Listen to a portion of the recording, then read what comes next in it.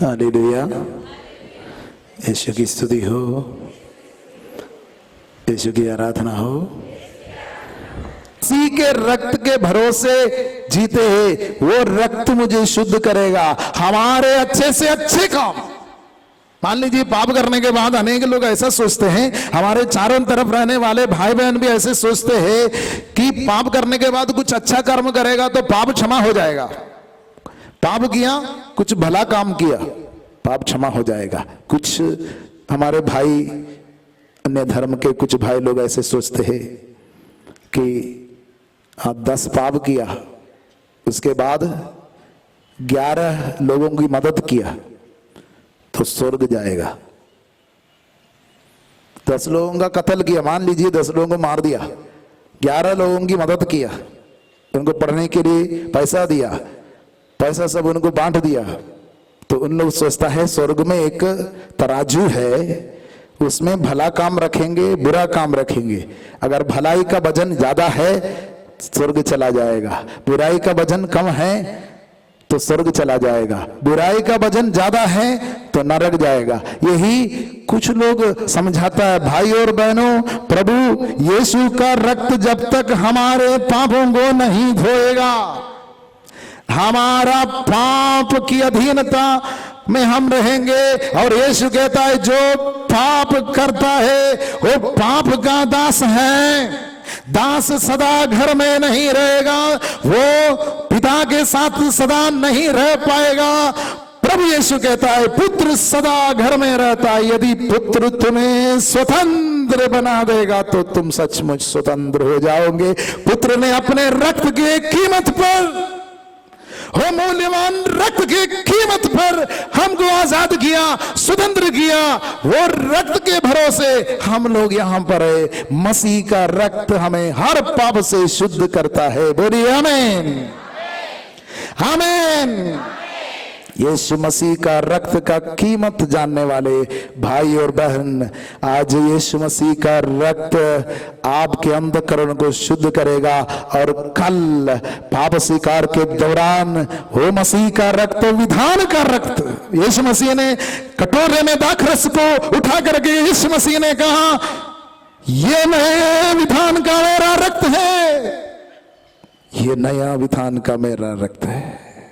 भाई और बहनों, हमारे और उसके बीच में एक नया विधान है, एक नया हृदय, एक नई आत्मा, ये एक नई सृष्टि। वो नया विधान का रक्त ईसा मसीह का रक्त है, वही हमें नया बनाएगा, पुराना मनुष्य के स्वभाव से निकालेगा। पुराना मनुष्य का स्वभाव निर्जीव प्रवृत्ति है, पुराना मनुष्य का स्वभाव शरीर की वासना, आंखों का लोभ है, उससे हमें निकालेगा मसीह का रक्त। Hallelujah, hallelujah. यीशु की स्तुति हो, यीशु की आराधना हो। Hallelujah, hallelujah. भाई और बहनों, इसलिए कैथोलिक विश्वासी गण पाप स्वीकार में इतना भरोसा करते हैं। पाप स्वीकार के दौरान मसीह का रक्त हमें पूर्ण रूप से धोता है। हमारे शरीर, मन, अंतःकरण को मसीह का रक्त धो देता है। यही है पाप स्वीकार का रहस्य। जब हम अपने पापों को उसके सामने प्रकट करके पश्चाताप करता है, मसीह का रक्त हमें धोता है। जो अपना पाप छिपाता है उन्नति नहीं करता है, जो उसे प्रकट कर छोड़ देता है उस पर दया की जाएगी। सूक्ति ग्रंथ 28:13। दाहिने हाथ ऊपर उठाकर बोलिए, जो अपना पाप छिपाता है उन्नति नहीं करेगा। जो अपना पाप छिपाता है उन्नति नहीं करेगा, जो उसे प्रकट कर छोड़ देता है उस पर दया की जाएगी। और जोर से बोलिए, जो अपना पाप छिपाता है उन्नति नहीं करेगा, जो उसे प्रकट कर छोड़ देता है उस पर दया की जाएगी। Hallelujah, hallelujah, hallelujah, hallelujah. हाथों का नीचा कीजिए। ये एक गाना है, गा सकते हैं, जो अपने पाप छिपाता। फादर गाएंगे, फादर नीचे बैठा है, ये फादर ने सिखाया था, इसलिए फादर ही गाना आपको सिखाएंगे। छोटी सी एक गाना है, सीखना बहुत जरूरी है। ये वचन को इसलिए गाने के रूप में बनाया, आपके हृदय में टिक जाए, आपके होठों में रहे, इसलिए आप इस गीत को अच्छे से सीख लीजिए। फादर आपको अभी सिखाते हैं। हालेलुया। तो फादर के पीछे गाइएगा, जो अपना पाप छिपाता, गाइए, जो अपना पाप छिपाता उन्नति नहीं करेगा,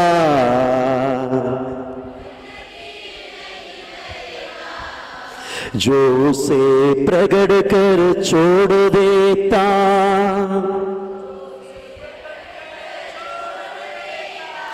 उस पर दया की जाएगी। तो एक साथ हम गाएंगे, जो अपना पाप छिपाता वो उन्नति नहीं करेगा, जो उसे प्रगट कर छोड़ देता उस पर दया की जाएगी। एक और बार, जो अपना पाप छिपाता वो उन्नति नहीं करेगा,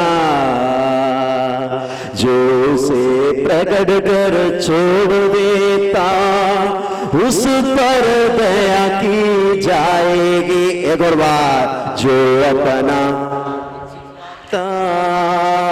वो उन्नति नहीं करेगा, जो उसे प्रकट कर छोड़ देता उस पर दया की जाएगी। जो अपना पाप छिपाता वो उन्नति नहीं करेगा, जो उसे प्रकट कर छोड़ देता उस पर दया की जाएगी। जो अपना पाप छिपाता उन्नति नहीं करेगा,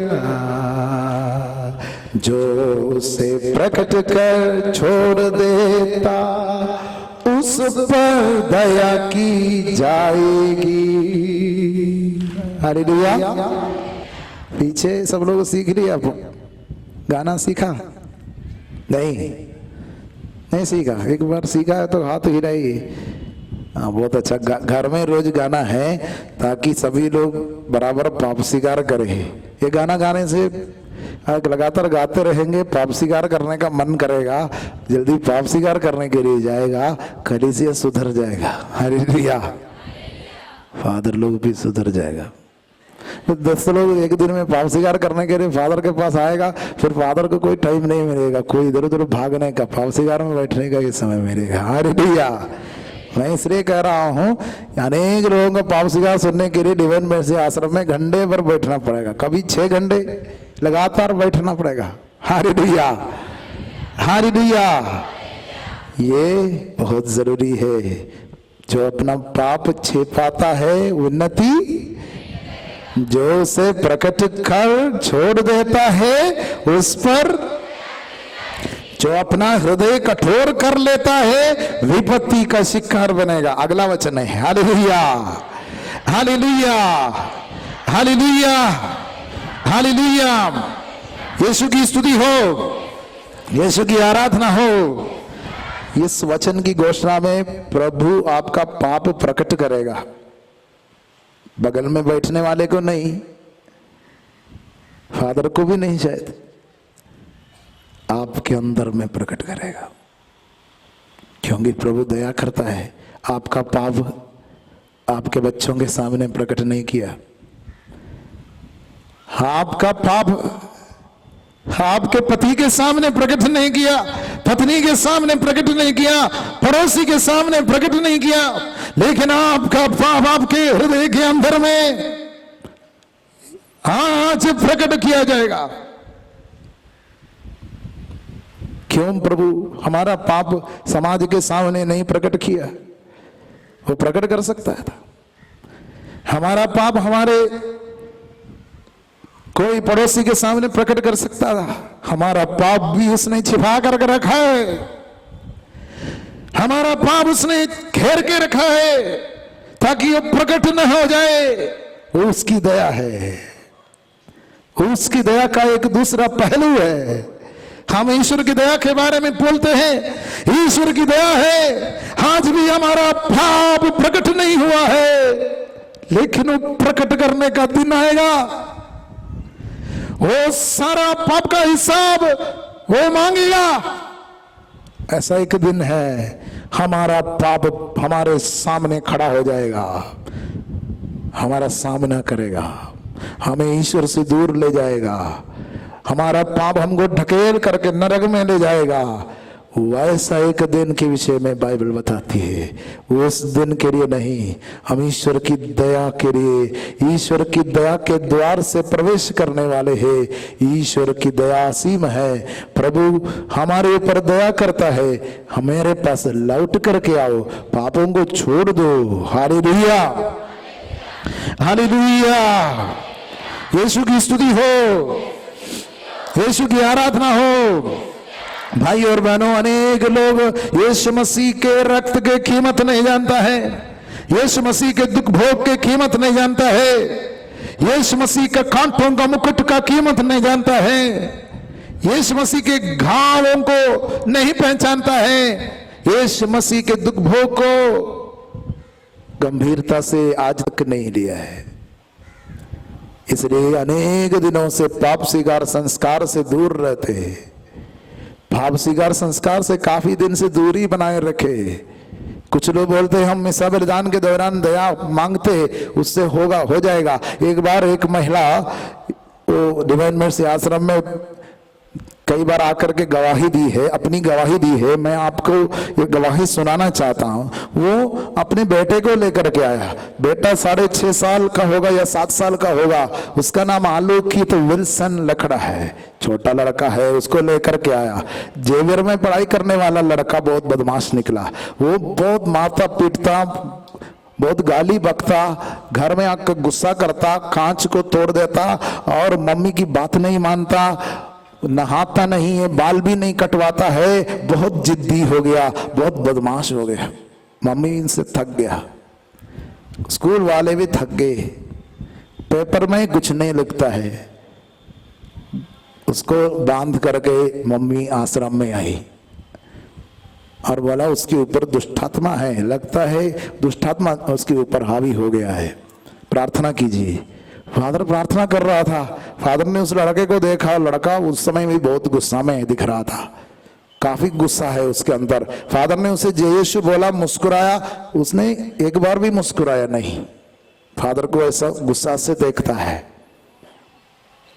हालेलुया। फादर ने उनको कुर्सी में बैठाया, पवित्र आत्मा के लिए गीत गाया। फिर फादर ने बोला आंख बंद करके प्रार्थना करो।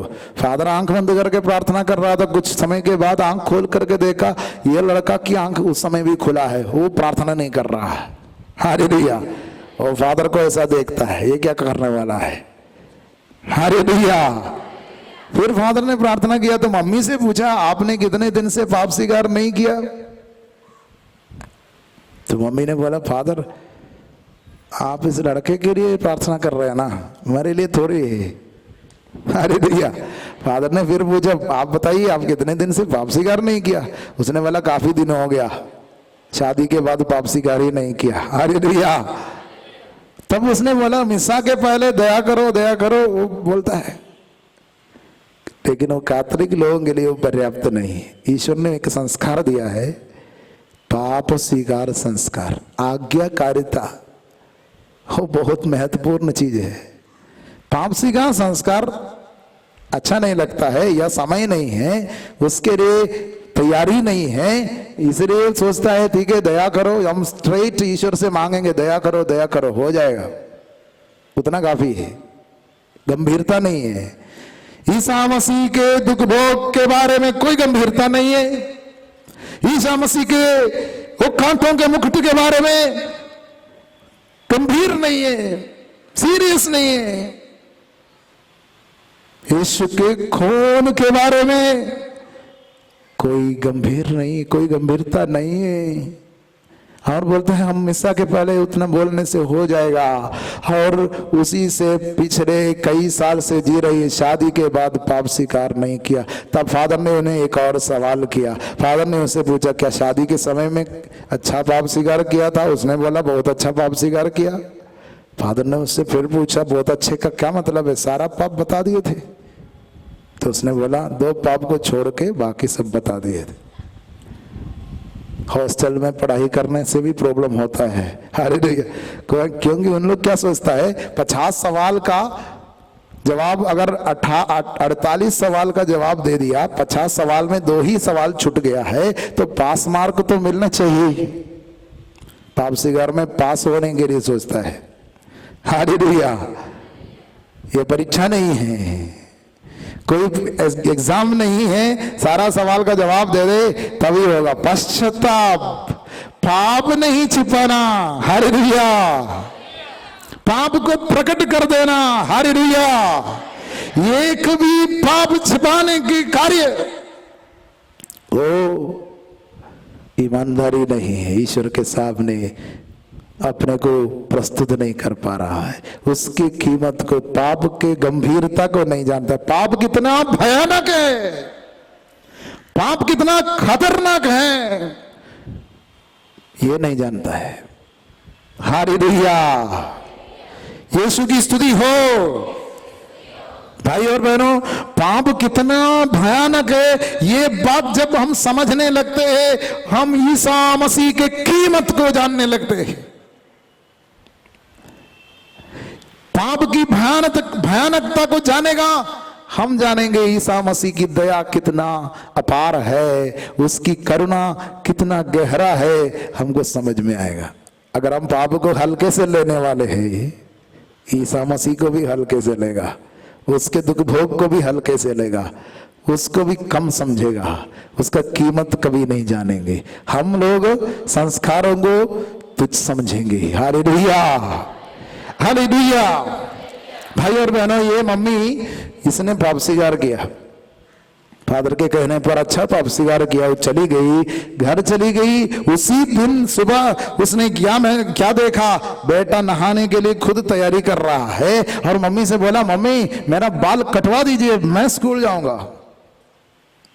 बंधन खुल गया, लड़का नॉर्मल हो गया।